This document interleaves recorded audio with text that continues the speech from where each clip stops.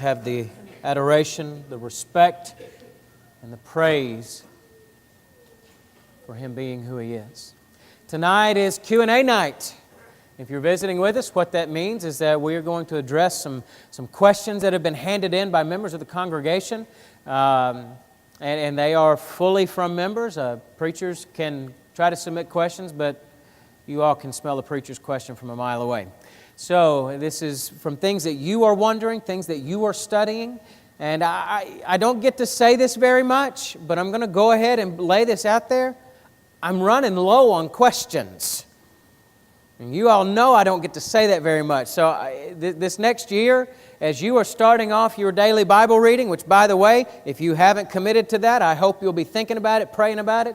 We want you to step up and take part in that challenge, either all the way through the Bible or the New Testament 3 times next year. As you're getting into your Bible reading, as you come across those questions, write them down, put them in the box. Let's share them with everybody, and let's discuss this together and see what we come up with. I have 4 questions tonight I want to try to tackle in the time that we have. First 2 come from some of our young people, and then the last 2 come from some of our adults. So let's not waste any more time. Let's get right on into this.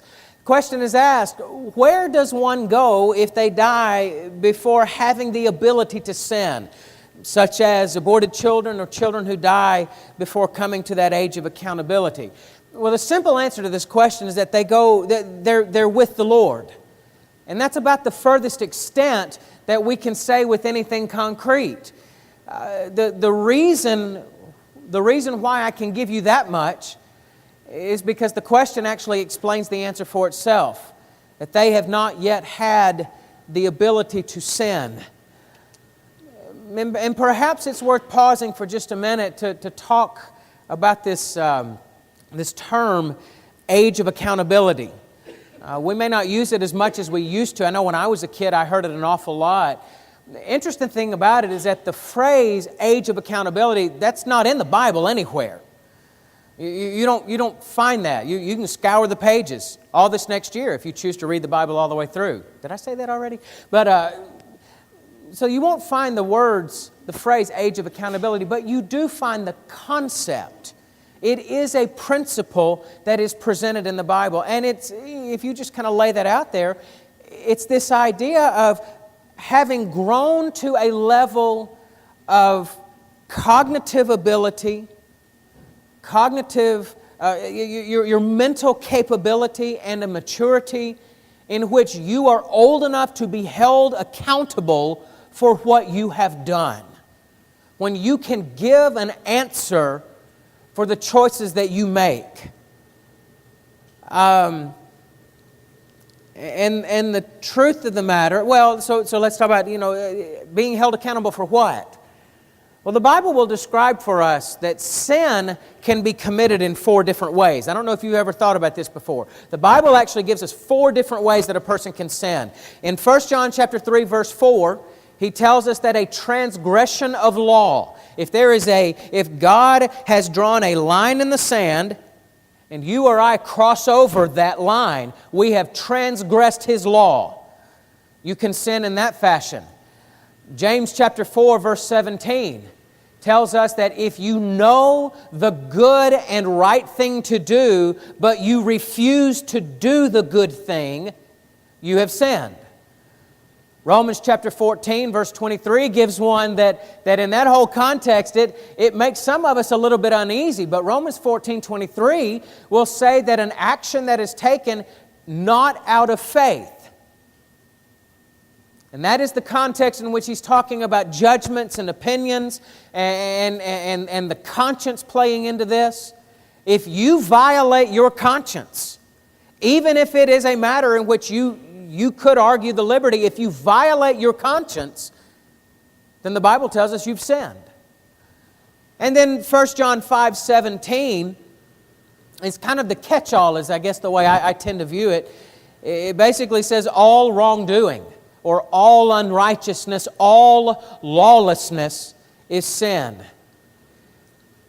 And so the thing I want you to understand is when you lay those 4 ideas out, when you lay out the idea of being able to know what the right thing to do is, when you lay out the ability to choose or not choose, to cross over a stated law. When you have enough understanding that you could violate your conscience, when you know what's right and you choose to do otherwise, that requires a level of cognition that not everybody has, that we don't have all through our life. A baby is born without that ability. They don't have it. They cannot be held accountable for their actions. Unborn infants certainly cannot. They're not even outside of the womb in order to take action. Now, what is that age of accountability? Well, I don't know. Because the truth of the matter is, I really don't think you could say that accountability starts at age 13. I don't know that you could say that. Because I've known some young people who came to that mental maturity a lot earlier than those teenage years. You may also have a scenario where you could argue, and this is why I'm so glad this is laid out in God's hands, you could begin asking the question, well, what about somebody that has mental disabilities and they never develop beyond a certain point? I don't know. This is God's dealing, not mine. But by and large, I think most of us would have a general idea that I'm going to lay this out. By the time a young person gets up into those teenage years, I feel pretty confident that we can all kind of look around and say, yeah, you're old enough to be able to be held accountable for what you're doing. Now, whether you choose to do the right thing or not, that's up to you, but you can be held accountable for it. So my point being is to the question, what about those who don't have the ability to sin? Well, if they don't have the ability to sin and they die before they are able to be held accountable for their actions, then the kind of logic says that they haven't sinned. And so they would be with the Lord. Now, where is that? Is that in the idea of paradise versus torment? I'll be honest with you, I don't know. There are passages, we have the Luke passage in which Jesus tells the story of Lazarus, the rich man and Lazarus, in which he describes this paradise and torment. And maybe that's Jesus giving us insight into what it's like on the other side of this realm as we wait for Judgment Day. Maybe it is. It may not be. There's actually a greater purpose behind that story than Jesus revealing what the next life looks like. If you backed up several verses in that context, you would find that He's actually telling this story to make a point to the Pharisees who loved money. That's actually the context of the story. Paul will also give indications. He said, if I live, it's great, but if I die, then I go to be with the Lord. So, at this point, I personally don't like to get real dogmatic about where we go after this life while we're waiting on judgment, because the Bible doesn't really give us enough insight. But we could say that we're with the Lord if sin is not a factor in our lives. So, second question. This is interesting for this time of year, right? Why did Catholicism give precedent to Christmas? Well, this is one that pops up every so often. Actually, the conversation is one that surfaces rather regularly at this time of year. The origins of this Christmas holiday, and we all know the connections that are now made to the birth of Jesus with Christmas. So why? The question is not if, but why. Why did Catholicism give precedent to this? Well, let me throw out some facts to consider about Catholicism and about maybe how all these things could tie together. We get to see Catholicism or any other denominational group in its own, in the way that it currently exists. To figure out what its origins are, you have to go back and read through history, but Catholicism as we know it today hasn't always been the way that we see it today. It was not instantaneous. It was not an instantaneous creation in the way you see it now. It took time to develop into the form that we see it now. It took time to develop what I believe are deviations from what God intended in the New Testament. It was the culmination of a lot of different actions and beliefs and teachings over the course of probably 2 or 3 centuries. In fact, it's not until the 300s or 400s AD that you begin to see Catholicism take shape the way that we know it now. But interestingly as well, the decision or the selection of December 25th as the day to celebrate the birth of Jesus was also not instantaneous. It wasn't something that just one day everybody said, oh, let's choose that date and let's celebrate it. It didn't work that way. It went through a lot of the same process. And that it took time, and I'll explain what I mean by that in a minute. But first of all, let me say this. It's generally held by historians that the December 25th date was selected around the time of Emperor Constantine, who is the Roman emperor in that new Roman Empire. And it was selected around his time in particular because Constantine is known in history for having been the Roman emperor that decriminalized Christianity. He didn't convert to it at first, but he decriminalized it, meaning that authorities were not allowed technically to persecute Christians any longer. This was in AD 313. Although the first real mention of a December 25th celebration is AD 354. So it took another, about 40 years or so before that really came about. There is also a lot of evidence and speculation that suggests that this date of December 25th was selected as a replacement of already existing Roman holidays. Either one is called Saturnalia, or it could have also been the Roman New Year. Would have been potential reasons why this date was selected as the one to celebrate it. And the truth is that many of the things that we currently associate with Christmas are really holdovers from some of those old holidays.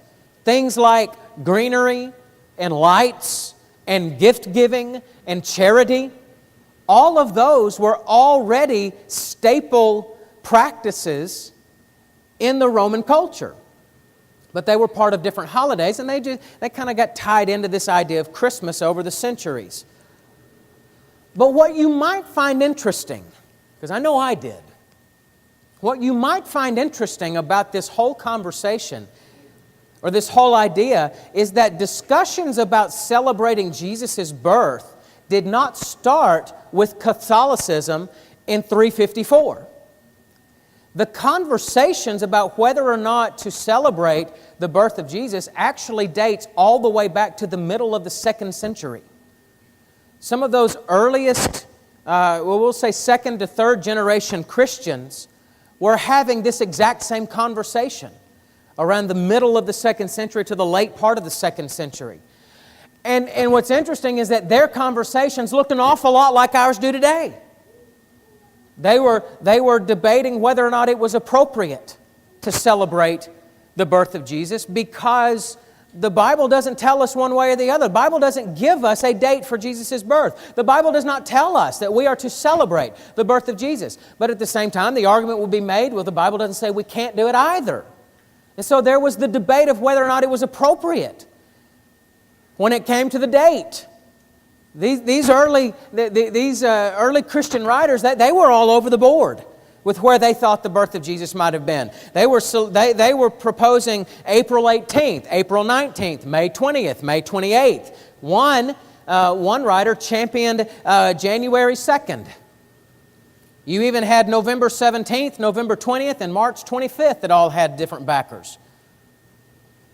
There was a segment of people who settled in on January 6th, what they call the Epiphany. And that's actually a holiday that Orthodox, so like Greek Orthodox and Eastern Orthodox groups, they will still celebrate that. They celebrate with it that as the day that the Magi came to see Jesus. But some of them have even coupled in, they will celebrate that as the day that Jesus was also baptized. So what do we do with all of that? Just a couple of things. I think it is at least worth acknowledging that the vast majority of people in the world today, and I mean the vast majority of people in our world today, would never associate anything with Christmas, anything about Christmas with pagan practices of old, because they don't know that history. And they don't affiliate it with that at all. And so the sundry ways of celebrating the season, the greenery, the lights, the gift-giving, all of those things, they have become whole new traditions in and of themselves with no connection to pagan beliefs 1,700 years ago. Now, there's always been and always will be active discussions on whether it is appropriate to celebrate the birth or not. Truth is, the Bible never suggests that we should, and the Bible never tells us that we shouldn't. So thus, in Cory's opinion, it becomes a matter of personal and family judgment. You have to decide whether or not you choose to do this within your own family or not.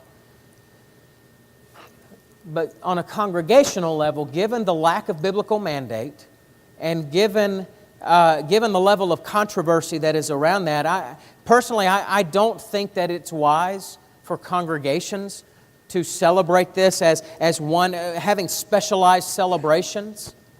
I think we're asking for too much trouble. I think we're asking to start fires that we don't want to have to fight.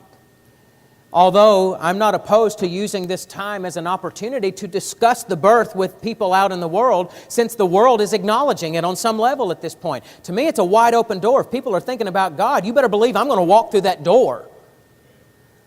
So, there's the connections there with Christmas and Catholicism and whatnot.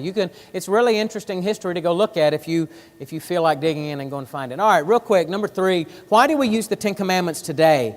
I think in light of this question, it's important that we clarify what we mean by the word use. Why do we use the Ten Commandments today? If by use you mean the sense in which the law of Moses is the governing law for how we worship God or how we come into a holy relationship with Him, then we don't use the Ten Commandments at all. The law of Moses is not to be used in that way at all. Jesus' sacrifice, according to Ephesians chapter 2, verse 15 and other passages, Jesus' sacrifice rendered Mosaic law ineffective and void. So we don't use the law of Moses as the means for governing worship or dictating, teaching us how to come into a relationship with God. However, I do think there is an aspect in which the Ten Commandments are clearly still valid and binding today. And that is being, if we understand the Ten Commandments specifically as eternally true moral principles. There has never been a time when the moral laws of the Ten Commandments have never been true. Simply put, let's ask it this way. Did it become wrong to lie at Exodus chapter 20? Did it become wrong to commit adultery? Did it become wrong to bear false witness when God chiseled it in stone? Or had it always been wrong? It had always been wrong. Had the idea of there shall be no other gods but one God, did that become law? Or did that become true only at Exodus 20? Or has there always only been one God? There's always only been one God. And so what do we see from this? God's dealing with man is divided up into 3 eras of time. You have that patriarchal era before Moses, you have the Mosaic era, and you have the Christian era. And I believe that if you were to start searching the Scriptures, you'd find examples of God's dealing with all of the Ten Commandments in all 3 eras. Whether that's Him giving commands to the patriarchs, or whether it's Him dealing with someone who lied or was about to commit adultery. Now maybe the one that I might not go to the mat for is the Sabbath. The Sabbath I would probably look at more as a principle. I do think that there is a Sabbath principle. We can talk about that at another time. But point is that it is entirely appropriate to look back at the Ten Commandments to learn and to understand what holy, moral, living, and godly character looks like. You want to know what God's like? Go look at the Ten Commandments. They are descriptions of His character. And because these are expressions of God's moral law that have always been true, then it's appropriate that we learn from them and we try to live those out as part of our character. Last question. In churches of Christ, why do we not refer to our preacher as the pastor? A lot of people in our world would think that this is probably just a squabble over terms. And I will confess to you that to a degree in just passing conversation, I don't take a lot of time to try to correct this with a lot of people. If I have time to sit and chat, I'm more than happy to lay this out. But the thing is, the single pastor system, having that one pastor over a church, it is one of the most recognizable characteristics of Christian churches on the whole today. And I say that because the overwhelming majority of Christian groups practice this. And they practice it unquestioningly. They don't doubt it. They just do it. But there are two main reasons why, if you were to look at Cory Waddell or any other pulpit minister within our fellowship, there's two primary reasons why I'm not the pastor of Highland Heights. And why this is not just a matter of word choice. The first is because my role at Highland Heights is not that of a pastor. When you go to the Bible, the word pastor is a biblical term, but it has a specific meaning. It literally means shepherd. Would be perhaps a more modern way of translating it. It literally means shepherd. And in the New Testament, you will find the role of pastor-shepherd is used synonymously with other terms. Elders, bishops, presbyters, overseers, pastor, shepherd. These are different terms that all refer to the same role. Now you think about that, these terms give a great indication as to the responsibility and the weight that comes with the office of pastor. To be a shepherd over a flock of people. Pastors, shepherds are responsible for the souls of the congregation. They are responsible for the feeding, the protection, and the health of those individual souls. The Bible will show us that they are raised up and selected from within the congregation as opposed to the possibility of bringing in somebody from the outside to be a pastor. Pastors were, if you go look at every incident in the New Testament, they were brought up from within the ranks of the congregation.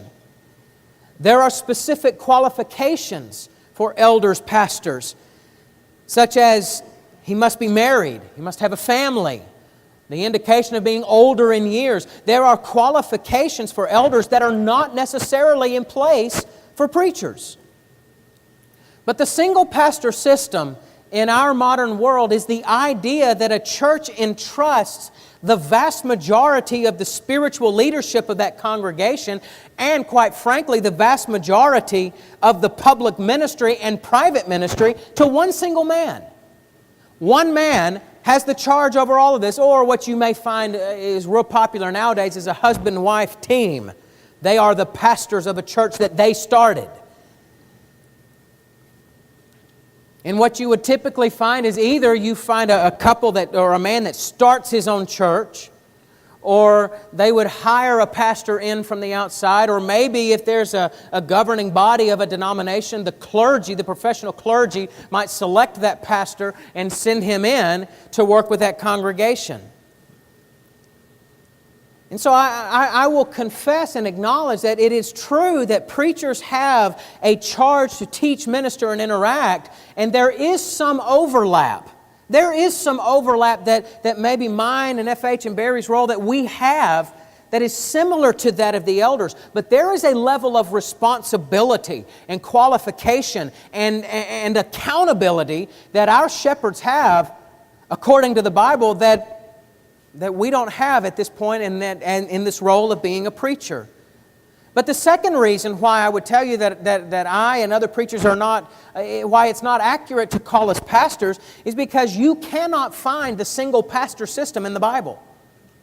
Anywhere. Our goal at Highland Heights, our goal is to practice and teach Christianity in the way that God originally designed it and put it in place by His inspired apostles. And if you scour the New Testament and you curiously will see a very distinct absence of anyone ever claiming to be a single shepherd over a congregation. What you do find is a plurality of shepherds or pastors in each congregation. In Acts chapter 14, verse 23, on his first missionary journey, Paul made his circuit through where he established a group of churches, and then on his way back through, he said, before we go home, let's go back through and check in on all of these churches that we helped establish. And on their way back through, it says that when he had appointed elders for them in every congregation or every church, with prayer and fasting, they committed them to the Lord in whom they had believed. You get the idea of a plurality of elders. Acts chapter 20, as Paul is calling to meet with the elders, plural, of the church in Ephesus. He met with the plurality of them at Miletus. And then in Philippians 1:1, one more example, Paul begins that letter saying, Paul and Timothy, servants of Christ Jesus, to all the saints in Christ Jesus who are at Philippi, with the overseers. Again, synonymous for elders or pastors, with the overseers and deacons. And so again, you find it was a foregone conclusion that it was a plurality of elders, not a single man. Well, somebody might say, well, what about Timothy and Titus? I mean, we call those, 1st, 2nd Timothy and Titus, we call them the pastorals. Well, Paul didn't call them the pastorals. That's what we've done. And some people have said, well, Timothy and Titus are examples of young pastors who were over the churches in Ephesus and Crete. And that's actually a misunderstanding about what's going on in those letters. You open up those letters and what you don't actually find two young preachers who were set up as single shepherds over those congregations. What you find are two young preachers who had been given a charge by an inspired apostle to go take care of a problem in those congregations. And they come to those congregations with the authority bestowed upon them by an inspired apostle to deal with that situation, not to take over in place of the elders. In fact, if Titus was meant to be the single shepherd, why does Paul send him to Crete in order to establish elders? Because that's what he sent Titus there for. And Timothy, as we talked about a few months ago, Timothy was left or sent to Ephesus to deal with heresies that were cropping up within the church. And there's actually reason to believe that it was some of the elders of the church in Ephesus that were promulgating that heresy. And so what we find is that one writer basically sums it up quite well. He says, the point to be fixed clearly in the mind is from the above scriptures is that in the New Testament, churches were never shepherded by one man, whatever his title or designation, but by a plurality of men. Further, the clear impression given by these scriptures is that elders were generally raised up by God from within the local church, not hired and imported from the outside, and certainly not from the ranks of professional clergy. And so why do we not call our preachers pastors? It's simply to be quite honest, it's simply an effort to do things the way God intended.